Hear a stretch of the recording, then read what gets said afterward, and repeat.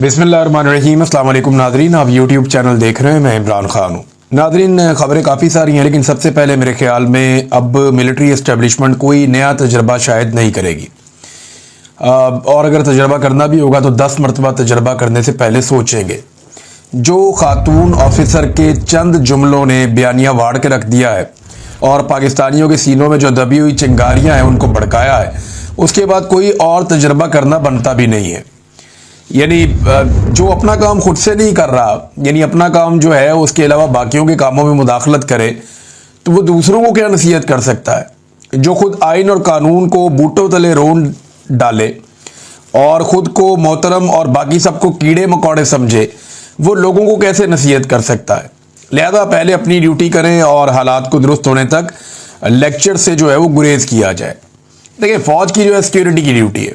अब सिंपली अगर आईने पाकिस्तान कहता है तो क्या कहता है, फ़ौज जो है वो सरहदों पे सिक्योरिटी के फ़राइज़ सर अंजाम देगी और दाखिली सिक्योरिटी के मामलात में हुकूमत की मावनत करेगी।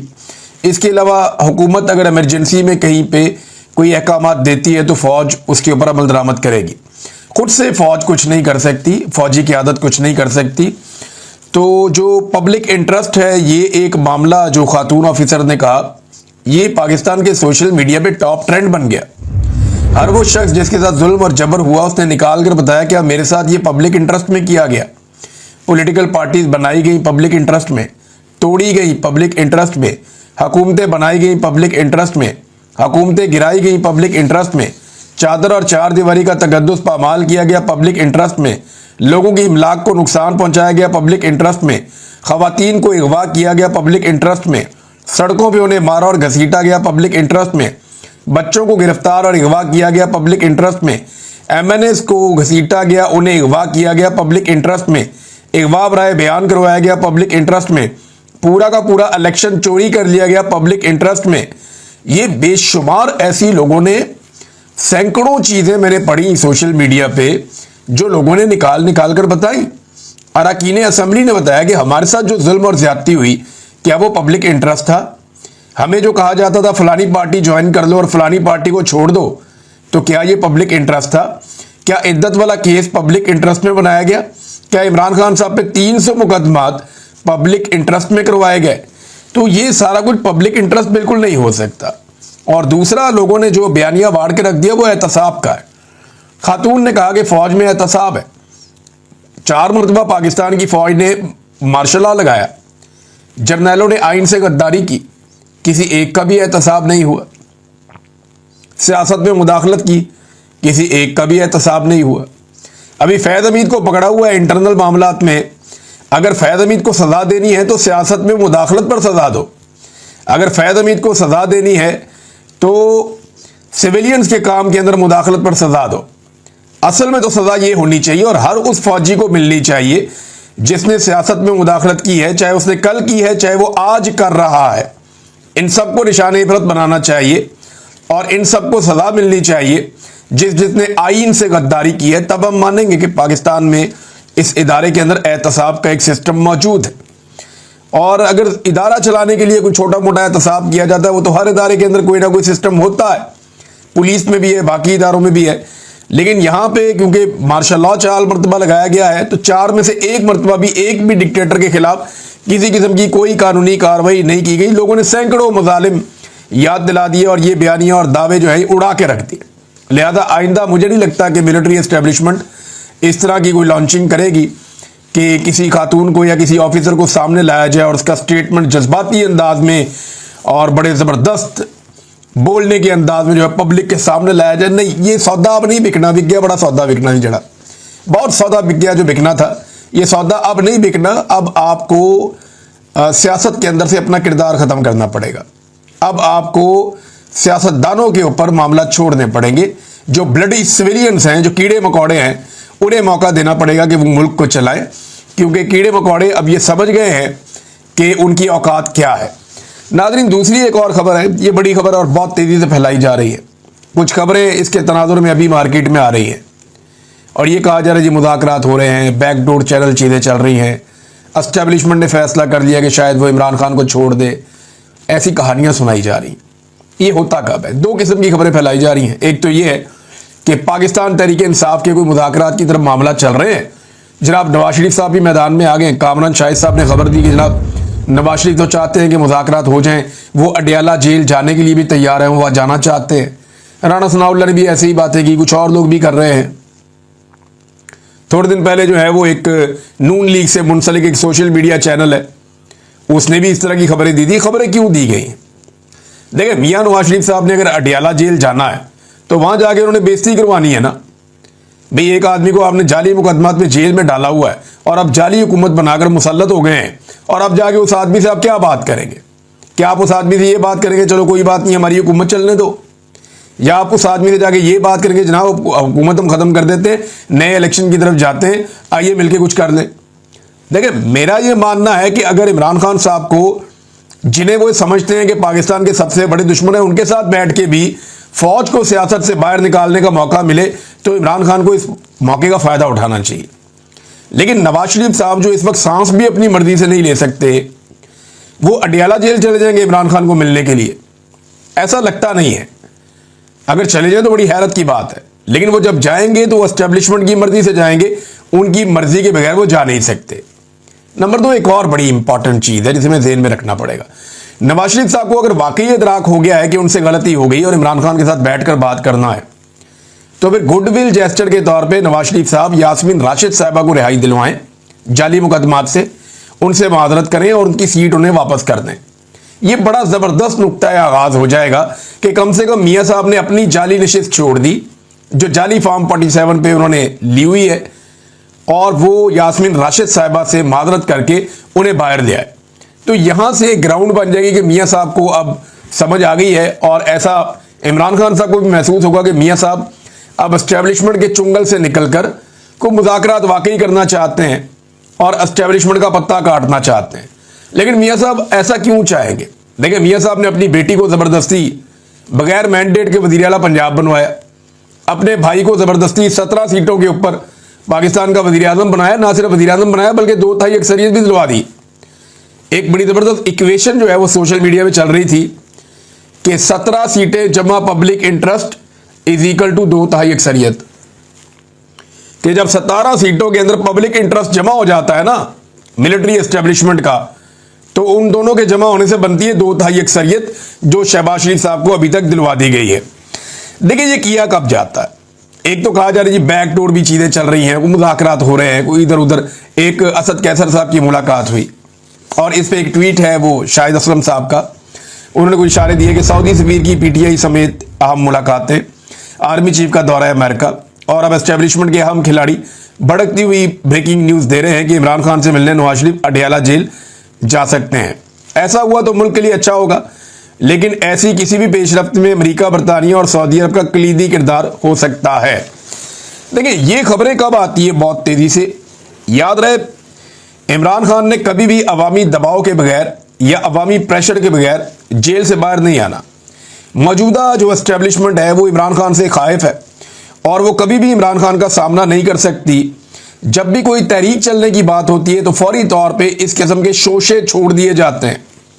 देखिए, ये वक्त पाकिस्तान तहरीक इंसाफ के लिए तहरीक का ग्राउंड बनाने का है, तहरीक का मोमेंटम खड़ा करने का वक्त है।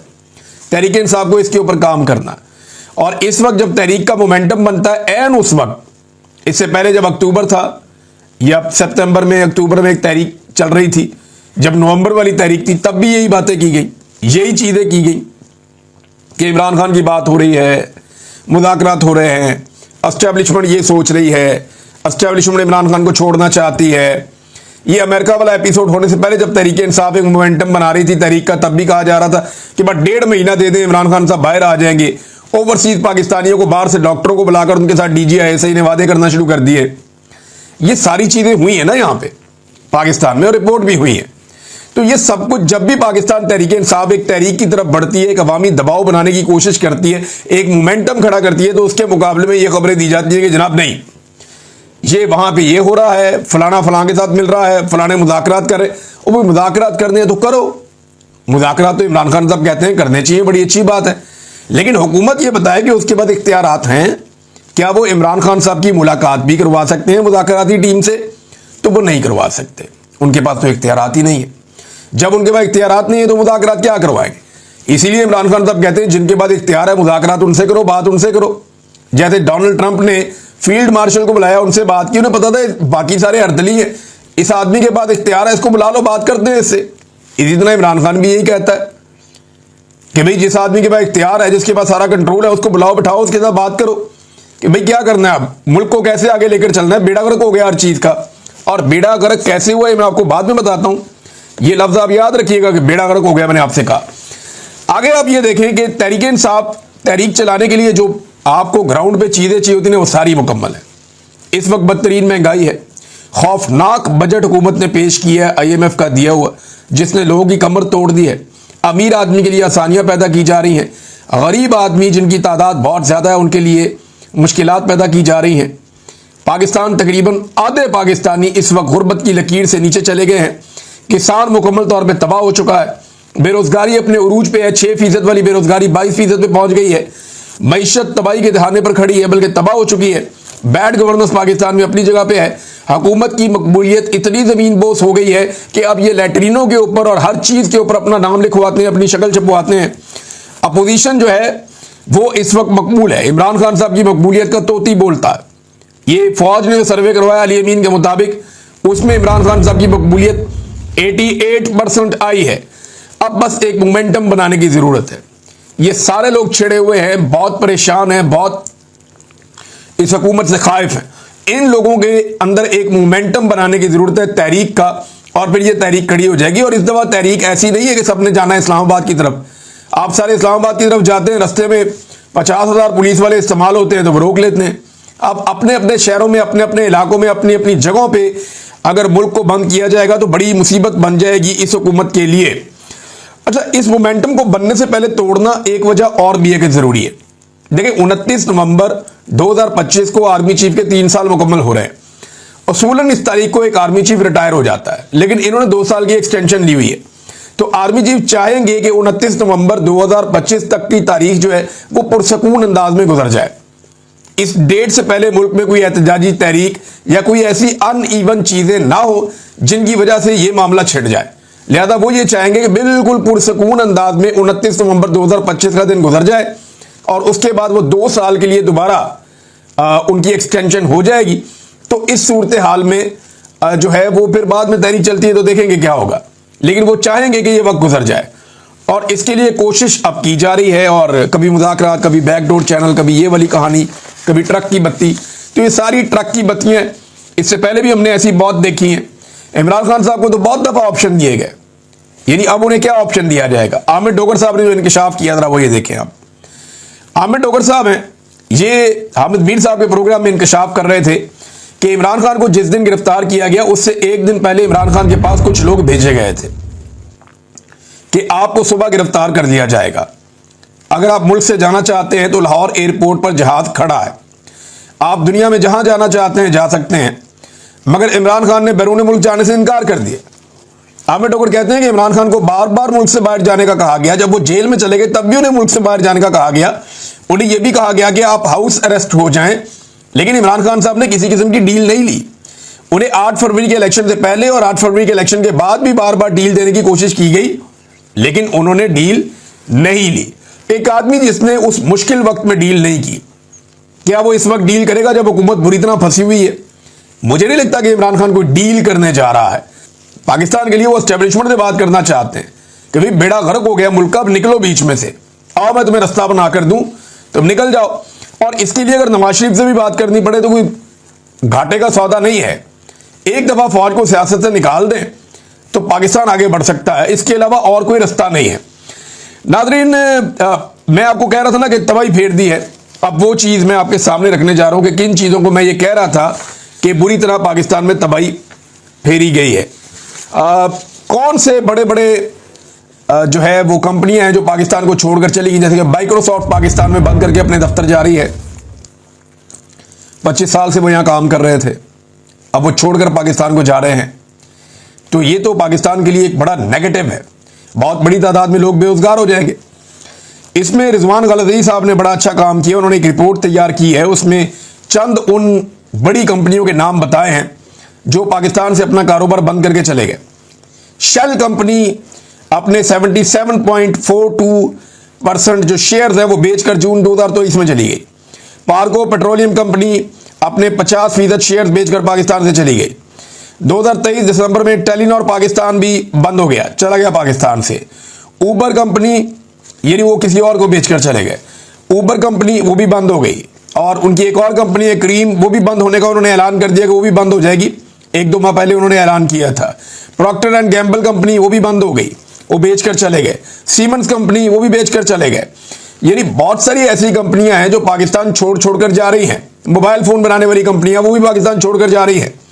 जो कंपनियां पाकिस्तान में आना चाहती थी वो अब कानों को हाथ लगा रही हैं कि जी हम नहीं आ रहे।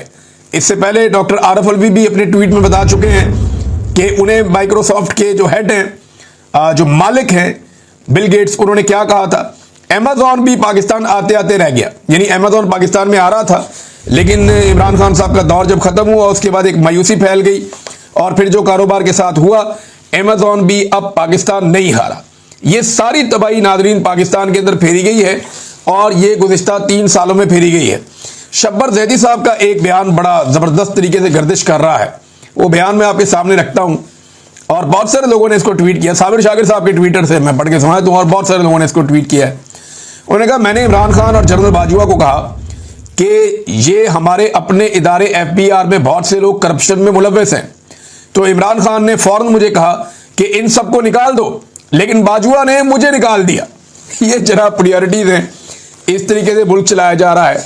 तो फौज को सिर्फ अपना काम करना चाहिए, सियासत में और एडमिनिस्ट्रेशन में और मुल्क चलाने में किसी किस्म की मुदाखलत कभी भी नहीं करनी चाहिए।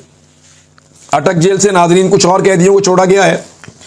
ये 19 कैदी हैं जो अब रिहा हुए हैं 7 महीने के बाद। ये 26 नवंबर के मुकदमात में इन्हें गिरफ्तार किया गया था। जब ये कैदी रिहा हुए तो वहां कैमरामैन मौजूद थे।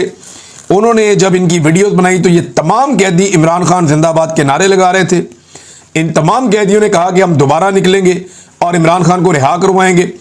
यानी जितने लोगों को इस निज़ाम ने गिरफ्तार किया, अब तक लगभग 20,000 से ज़्यादा लोग गिरफ्तार हुए हैं ओवरऑल। ये जो 20,000 से ज़्यादा लोग गिरफ्तार हुए ना पाकिस्तान तहरीक इंसाफ के, अब इनके ऊपर तो मोहर लग गई है कि ये पक्के वर्कर हैं पाकिस्तान तहरीक इंसाफ के।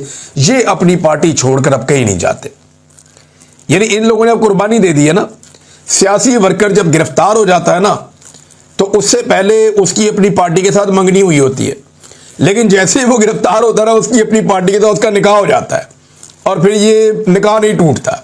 ये पीपल्स पार्टी के साथ भी हमने होते देखा, जमात इस्लामी के साथ भी होते देखा, ये हमने PMLN के साथ भी होते देखा। लेकिन जितने बड़े पैमाने पे गिरफ्तारियां इनकी हो गई हैं पाकिस्तान तहरीक इंसाफ की, भाई इतनी बड़ी गिरफ्तारियां तो हमने सुनी भी नहीं थी। और पंजाब के अंदर इस पैमाने पे ये तो सवाल ही पैदा नहीं होता। तो बड़ी इन्होंने डिक्टेटर्स ने इतनी तबाही नहीं फेरी जितनी इनके खिलाफ तबाही फेरी गई है मौजूदा रजीम की तरफ से। मिलिट्री एस्टेब्लिशमेंट ने और मौजूदा हुकूमत ने मिलकर जो पाकिस्तान तहरीक इंसाफ के साथ जुल्म, जबर और फस्तायत किया, ये लोग पूरी ताकत से खड़े हो गए। वो सरम जावेद खान वो रिहा होते ही उन्होंने डायरेक्टली फिर अटैक किया हुकूमत के ऊपर।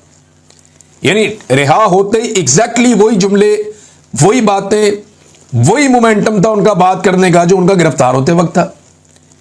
अब एक लड़की है सनम जावेद खान और एक बड़ी उम्र की खातून है मरियम नवाज शरीफ।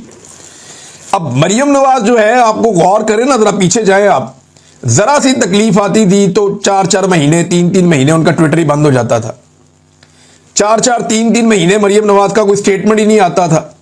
जरा सी मुसीबत आती थी तो ये कंप्रोमाइज कर देते थे, डर जाते थे, खौफजदा हो जाते थे। जैसे इन्हें थोड़ा सा आसरा मिलता था कहीं से एस्टेब्लिशमेंट से, ये फिर आगे एक कदम आके चढ़ जाते थे। जनरल बाजवा पीछे पीछे इनको थोड़ा सा हलाशेरी देता रहता था। हालांकि फौज के खिलाफ जो स्टेटमेंट भी इन्होंने दिए थे वो जनरल बाजवा के आशीर्वाद से दिए थे, क्योंकि जनरल बाजवा ने रजीम चेंज करना था, उनको इस बात का आइडिया था, वो इसे प्लान कर रहे थे, उन्हें एक एक्सटेंशन और चाहिए थी। जो ख्वाजा आसिफ और ये सारे लोग अब बताते हैं कि जनरल बाजवा एक्सटेंशन मांग रहा था, हमने उसको दी नहीं। तो जनरल बाजवा की हलाशेरी से ये स्टेटमेंट वगैरह देते थे, लेकिन जैसे ही जरा सी मुश्किल होती थी ये अपने ट्विटर अकाउंट बंद करके भाग जाते थे। पाकिस्तान में कुछ भी होता रहता था, कुछ भी नहीं बोलते थे। लेकिन ये लड़की देखें, अपने हत्ती लड़की है, किसी बड़े सियासी खानदान से ताल्लुक भी नहीं है, बार बार गिरफ्तार हो जाती है और इसको आम कैदियों के साथ रखा जाता है, सहूलतें भी नहीं दी जाती। मरियम नवाज को जैसी सहूलतें मिली हैं ये तो सोच भी नहीं सकती। लेकिन इसके बावजूद ये लड़की जिस दिन बाहर आती है उसी शिद्दत के साथ और उसी अज़म के साथ जबर, फस्तायत और जुल्म के सामने खड़ी हो जाती है। अगर मरियम नवाज को वाकई इससे डर लगता है तो ठीक लगता है। अगर मरियम नवाज को वाकई ये लगता है कि वो इस जैसी नहीं बन सकती तो ये बात ठीक है, वो इस जैसी नहीं बन सकती। ये लड़की बहुत बहादुर है और इसने बड़ा मुकाबला किया है। नाज़रीन, एक चीज़ और है, मेरे ख्याल में इस मुल्क के अंदर ना जब भी कोई नई हुकूमत आए ना उसे एक एग्जीक्यूटिव ऑर्डर लेकर आना चाहिए और उस एग्जीक्यूटिव ऑर्डर के तहत तमाम सियासतदानों के नामों पे जितने भी मंसूबे बने हैं उन तमाम के नाम खत्म कर देने चाहिए।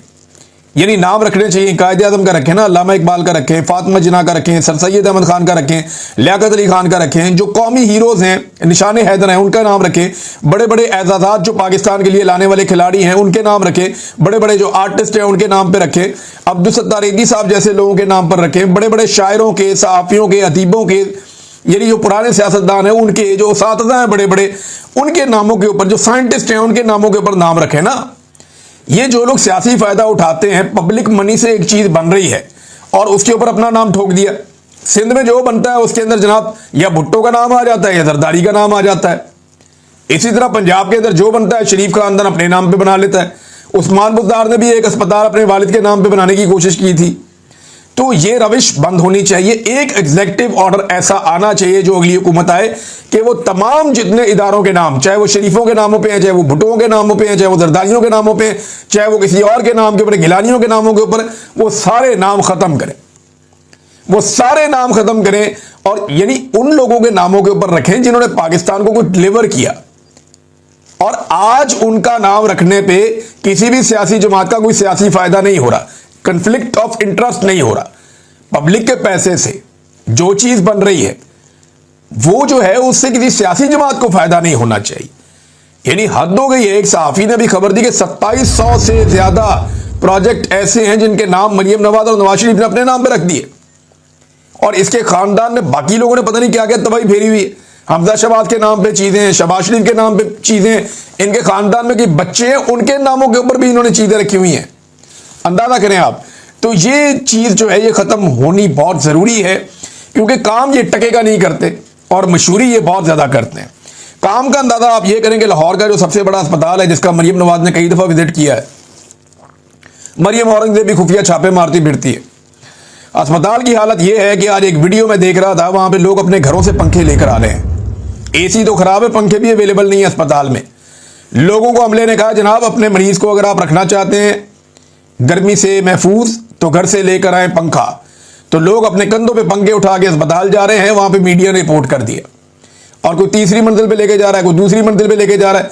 मेरे मरीज का ऑपरेशन हुआ है, वो गर्मी में पड़ा हुआ है, मैं पंखा लेकर आया हूं, जरा सा पंखा इधर करो, दूसरे मरीज की तरफ लड़ाई हो जाती है। वो कह रहे हैं जनाब बिल्कुल सहूलतें अवेलेबल ही नहीं है, दवाइयां भी नहीं मिल रही है अस्पताल के अंदर। डॉक्टर्स ने वहां पे बात की, उन्होंने कहा जी हम भी एहतजाज करने जा रहे हैं, यहां कोई सहूलत अवेलेबल नहीं है। यहां पे हुकूमत ड्रामे करने आ जाती है, किसी किस्म की फैसिलिटी नहीं दी गई और लोगों के पास जो एक सहूलत थी सेहत कार्ड की कि वो जहां से दिल करे जाके इलाज करवा लें, वो सहूलत भी मरियम नवाज ने लोगों से छीन ली है। नादरीन, एक और बड़ी खबर है आखिर में जाते जाते आपको बता दूं कि तालिबान की हुकूमत को पहले मुल्क ने तस्लीम कर लिया है और वो पहला मुल्क है रूस। पाकिस्तान कभी भी आज़ाद फैसला नहीं कर सकता। पाकिस्तान अपने फैसले करने से पहले ये देखेगा कि ये फैसला किसी को पसंद आता है या नहीं आता। पाकिस्तान की खारजा पॉलिसी बिल्कुल आज़ाद नहीं है, लिहाजा रशिया ने तो अब तालिबान को तस्लीम कर लिया है और ये एक नए दौर का और एक नई सिमत का आगाज़ है। आने वाले दिन में रीजन की सियासत पे इसके असरात होंगे। बात करेंगे बाद में, अब तक के लिए इतनी, अपना ख्याल रखिए।